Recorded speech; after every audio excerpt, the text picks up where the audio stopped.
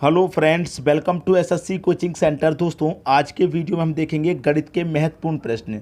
सभी प्रश्न महत्वपूर्ण हैं, पूरा वीडियो देखिएगा, सबको समझ में आएगा। तो चलिए स्टार्ट करते हैं। पहला प्रश्न है, दो संख्याओं का अनुपात 5:7 है। दो संख्याएं, ये पहली संख्या हो गई, ये दूसरी संख्या हो गई। दोनों का अनुपात दे रखा है हमें 5:7। ठीक है, लिख लिया। अब क्या कह रहा है उसे ध्यान से देखिए। कह रहा है कि उनका योग 600 है। भाई, योग दे रखा है आपके पास 600। याद रखिएगा, मैं बहुत बार बता चुका हूँ इस चीज़ को। अगर आपको योग दिया जाए तो अनुपातों का योग कर लो। अगर आपको अंतर दिया जाए, अनुपातों का अंतर कर लो। अगर आपको एलसीएम दिया जाए तो अनुपातों का एलसीएम ले लो। अगर प्रश्न में गुणनफल दिया जाए तो अनुपातों का भी गुणा कर लो। जो चीज़ दी जाएगी अनुपातों का वही कर लेंगे। अब यहाँ पर योग दिया जाए तो अनुपातों का योग कर लो। भाई, 5 और 7 कितना हो जाएगा? 12। अनुपात का योग कितना हो गया? 12।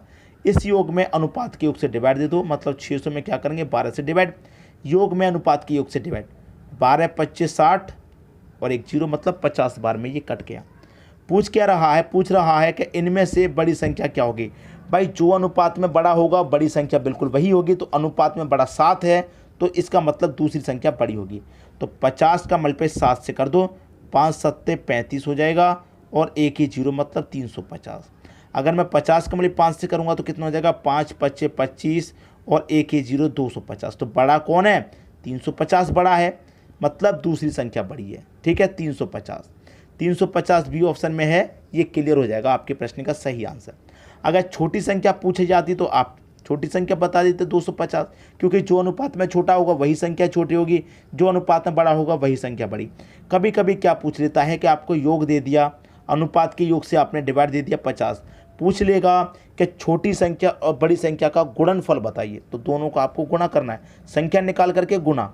कभी कभी दोनों का अंतर पूछ लेगा तो संख्या निकाल करके दोनों का अंतर कीजिए। जैसे मैंने यहाँ पर दोनों संख्या निकाल ली, पहली संख्या 250, दूसरी संख्या 350। दोनों का अगर अंतर पूछा जाए तो अंतर 100 आ जाएगा।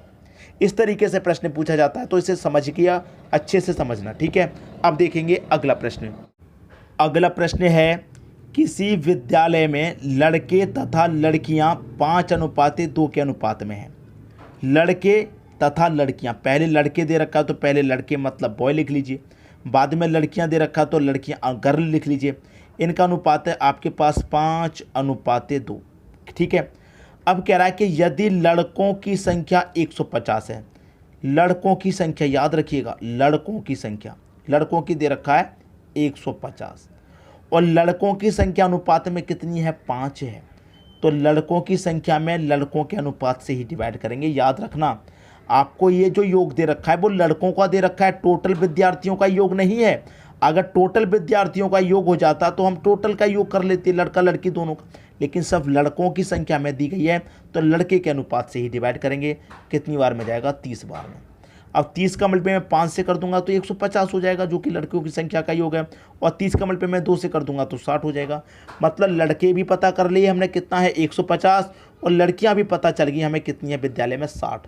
तो पूछ रहा है विद्यालय में कुल कितने विद्यार्थी हैं, मतलब लड़का लड़की दोनों मिलाकर के कितने हैं। तो दोनों मिलाकर के लिए दोनों को मिला दो। भाई, लड़कियां 60 हैं, लड़के 150 हैं। अगर दोनों को मिला देंगे तो दोनों का योग कितना हो जाएगा? 210 हो जाएगा। ये आपका सही आंसर हो जाएगा। क्लियर? 210 दे रखा है पहले ही ऑप्शन में। तो मैं उम्मीद करूंगा कि सभी को प्रश्न अच्छे से समझ में आ गया, किसी को भी प्रश्न में कोई समस्या नहीं होगी। अब देखेंगे अगला प्रश्न। अगला प्रश्न है, एक दुकान में गणित, अंग्रेजी तथा विज्ञान के पुस्तकों का अनुपात 5:7 है। किस किस का? गणित, अंग्रेजी और विज्ञान। गणित मतलब मैथ, अंग्रेजी मतलब इंग्लिश, विज्ञान मतलब साइंस। इनका हमें अनुपात दे रखा है कितना? 5:7। 5:12:7 ये दे रखा है। कह रहा है यदि दुकान में 140 विज्ञान की पुस्तकें हैं। भाई, विज्ञान की पुस्तक की बात करी इसने। विज्ञान की पुस्तक कितनी है हमारे पास? 140, और अनुपात में विज्ञान की कितनी है? 7 है। मैंने पहले ही प्रश्न में बता दिया था कि विज्ञान की पुस्तक है तो विज्ञान के अनुपात से डिवाइड करेंगे। जैसे पिछले प्रश्न में लड़कों की संख्या दी गई थी तो हमने लड़कों के अनुपात से डिवाइड किया था, बिल्कुल वैसे ही ये कटेगा। 7 दूनी का 14 और एक ही जीरो, 20 बार में। अब 20 का मल्टीप्लाई मैं 5 से करूँगा तो 100 हो जाएगा। 20 का मल्टीप्लाई 12 से करूँगा तो 240 और 20 का मल्टीप्लाई 7 से करूँगा तो 140। ठीक है, क्लियर है। अब हमसे जो पूछ रहा है वो बता देंगे। मैंने मैथ की भी संख्या निकाल ली, इंग्लिश की भी निकाल ली और साइंस की भी। पूछ रहा है प्रश्न में कि 140 विज्ञान की पुस्तक हैं तो अंग्रेजी के पुस्तकों की संख्या कितनी है। अंग्रेजी मतलब इंग्लिश, तो इंग्लिश की पुस्तकों की संख्या 240 है। कितनी है? 240। 240 ये ऑप्शन में दे रखा है। ये आपके प्रश्न का बिल्कुल सही जवाब हो जाएगा। अगर आपसे मैथ्स की पूछता, गणित की पूछता, तो गणित की पुस्तक 100 है। ठीक है, तो अगर साइंस की तो दे ही रखी है, साइंस की तो पूछेगा नहीं, या तो इंग्लिश की या फिर गणित की, तो दोनों में से कोई भी पूछता आप बता सकते, क्योंकि हमने सभी संख्या निकाल ली। क्लियर है सभी को प्रश्न? अब देखेंगे अगला प्रश्न। अगला प्रश्न है ए, बी तथा सी के मासिक वेतन का अनुपात 2, 3, 4 है। ए, बी, सी 3 व्यक्ति हैं। ए, बी और सी, इनका अनुपात है 2:3:4, ये दे रखा है। क्लियर। अब कह रहा है कि बी तथा सी का कुल वेतन 14,000। किस किस का? बी प्लस सी का जो वेतन है वो कितना है? 14,000। ये बी और सी का है, तो बी और सी का है तो भाई ये तो योग हो गया ना, कुल वेतन हम बी और सी का योग हो गया 14,000। बी और सी का जो दोनों मिलकर के कमाते हैं वो 14,000 कमाते हैं, तो बी और सी अनुपात में कितना है? दोनों मिला देंगे तो 3 और 4 7 हो जाएगा। भाई इस योग में जो बी और सी का योग है तो डिवाइड करेंगे किससे? बी और सी के अनुपात से। ठीक है, बी और सी का अनुपात 7 हो गया। 7 दूनी का 14, 30 मतलब 2,000। क्लियर। अब 2,000 का मल्टीप्लाई 2 से करेंगे तो ये आपका 4,000 हो जाएगा। 3 से करेंगे 2 त्रिक का 6,000 हो जाएगा। 4 से करेंगे 2 चौके 8,000 हो जाएगा। अब आपको 6,000 और 8,000 जोड़ना है तो 8 और 6 14,000 हो जाएगा, क्योंकि दोनों का योग 14,000 था, यहाँ भी दोनों का योग 14,000 हो जाएगा। अब प्रश्न में क्या कह रहा है उसे समझिए। प्रश्न में कह रहा है कि ए से बी का वेतन कितने प्रतिशत अधिक है। ए से बी का वेतन जो है वो कितने प्रतिशत अधिक है। ए से जो बी का वेतन, तो 4,000 से 6,000 है, कितना अधिक है भाई? 2,000 अधिक है। कितने से? 4,000 से अधिक है। ए से अधिक है, ए का मतलब 4,000। प्रतिशत में पूछ रहा है तो प्रतिशत के लिए क्या करेंगे? 100 से गुना कर देंगे आप। अब 1 2 3 0 से 1 2 3 0 यहाँ पर कटा दिए। 4 से 100 को कटा देंगे, 4 से 100 कटेगा 25 बार में, और 25 का मल्टीप्लाई आप 2 से करेंगे तो कितना हो जाएगा? ये हो जाएगा 50%। परसेंट में कितना अधिक है भाई? 50% अधिक है, जो कि बी ऑप्शन में दे रखा है। क्लियर है? बी ऑप्शन आपके प्रश्न का बिल्कुल सही जवाब है। तो सभी को प्रश्न यहाँ पर अच्छे से क्लियर हो गया होगा। अब देखेंगे अगला प्रश्न। अगला प्रश्न है एक दुकानदार को 50% प्लस 50% की छूट का बोर्ड लगाया हुआ है।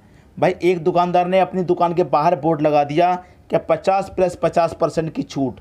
अब ग्राहक क्या सोचेगा? पहला 50 और 50 तो मिलकर के 100 हो गया, 100% की छूट मिल गई, कोई भी चीज़ फ्री में मिल जाएगी, तो ऐसा बिल्कुल भी नहीं है। ठीक है, 50 और 50 मिलकर के 100% की छूट नहीं दे रहा। कितने की दे रहा है वो पता करना है यहाँ पर। ठीक है, तो कितने प्रतिशत की छूट दे रहा है ये बता दीजिए। यहाँ पर देखिए फॉर्मूला मैंने बहुत बार बताया है, प्रतिशत कमी या प्रतिशत छूट बराबर प्रतिशत कमी या छूट, यहाँ पर लिख देते हैं। ठीक है, छूट बराबर कितना? ए प्लस बी प्लस का ए बी बट्टा 100। अब देखिए यहाँ पर कभी कभी क्या होता है, छूट दे रखा है, छूट की वजह से वो लाभ अगर दे दे कि एक दुकानदार 50% प्लस 50% के 2 लाभ कमाता है, ऐसे दे दे तो प्लस का रहेगा। लाभ की जब बात रहेगी तो ए और बी प्लस के रहेंगे, और छूट की जब बात रहेगी तो माइनस के। जैसे कि पहली छूट कितनी की है? 50 की, तो ए आपका 50 हो जाएगा। पहली वाली संख्या ए, दूसरी वाली संख्या बी। ठीक है, ए और बी 2 ही है, तो ये ए हो गई, ये बी। अब छूट की बात है भाई, 50 की छूट तो माइनस हो जाएगा। बी छूट दे रखी है तो ये भी 50 की छूट है, मतलब ये भी माइनस। अब माइनस माइनस क्या होता है भाई? प्लस होता है। ए आपका 50 है, बी भी आपका 50 है, बट्टा कितना है? 100। 0 से 0 गया, 0 से 0 5 5 25, -50 -50 माइनस का 100 हो गया। ठीक है, और प्लस का कितना हो गया? 25 हो गया। माइनस के 100 में से प्लस का 25 घटेगा तो माइनस का 75 आएगा। माइनस का मतलब छूट कितने की? 75% की छूट। जो रियल छूट है वाकई में वो 75% है, ये आपका आंसर आ जाएगा। भाई माइनस में आने का मतलब छूट है और प्लस में आने का मतलब प्रॉफिट है। ठीक है, तो यही चीज़ मैंने यहाँ पर इसलिए क्लियर की है कि अगर आपको छूट वाला प्रश्न हो तो माइनस लेना है, और लाभ वाला यानी प्रॉफिट वाला हो तो उसमें प्लस लेकर चलेंगे ए और बी को। ठीक है, तो 75% की छूट है, 75% डी ऑप्शन में है, जो बच्चे ऐसा कर देंगे भाई 50 की छूट, जल्दबाजी में पहला आंसर कर दिया, तो वो गलत हो जाएगा। ऐसा नहीं करना, ठीक है। अब देखेंगे अगला प्रश्न। अगला प्रश्न है, यदि 20 किताबों का क्रय मूल्य 15 किताबों के विक्रय मूल्य के बराबर है तो लाभ या हानि प्रतिशत क्या है। 20 किताबों का क्रय मूल्य, 20 किताबों का क्रय मूल्य मतलब कॉस्ट प्राइस, बराबर है 15 किताबों के विक्रय मूल्य के, विक्रय मूल्य मतलब सेलिंग प्राइस के, ठीक है, बराबर है। अब देखिए इधर ये कॉस्ट प्राइस है, मैं सेलिंग प्राइस को इधर लाऊंगा तो कॉस्ट प्राइस के बच्चे में सेलिंग प्राइस हो जाएगा, और इधर कितना बचेगा फिर 15। 20 को इधर लाऊंगा तो 15 के बटे में 20, तो इसका मतलब कॉस्ट प्राइस आपका 15 हुआ, सेलिंग प्राइस 20 हुआ। कभी कभी बहुत सी जगह आपने ये सीखा होगा कि क्रय मूल्य को विक्रय मूल्य मान लीजिए, विक्रय मूल्य को क्रय मूल्य मान लीजिए, ये बिल्कुल वही चीज़ है।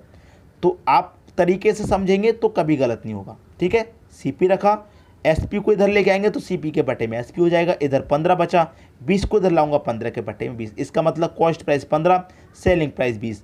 अब 15 रुपये की चीज़ को 20 रुपये में बेचेंगे तो कितने का फ़ायदा होगा, 5 का। फ़ायदा हो या नुकसान कॉस्ट प्राइस पर निकलता है, कॉस्ट प्राइस आपका 15 है भाई। प्रतिशत के लिए आप 100 से मल्टीप्लाई कर देंगे, 5 से 15 कटेगा 3 बार में, 3 से 100 कटेगा कितनी बार में, 33 सही 1/3। तो 33 सही 1/3 का क्या हो जाएगा, लाभ हो जाएगा। यहीं पर पता चल रहा है 15 की चीज़ को 20 में बेचना तो लाभ हो रहा है, तो 33 सही 1/3% का लाभ हो रहा है। सी ऑप्शन हो जाएगा प्रश्न का सही आंसर। क्लियर है दोस्तों सभी को प्रश्न, किसी को भी प्रश्न में कोई भी समस्या नहीं होगी, ठीक है। वीडियो देखने के लिए दोस्तों आपका बहुत बहुत धन्यवाद।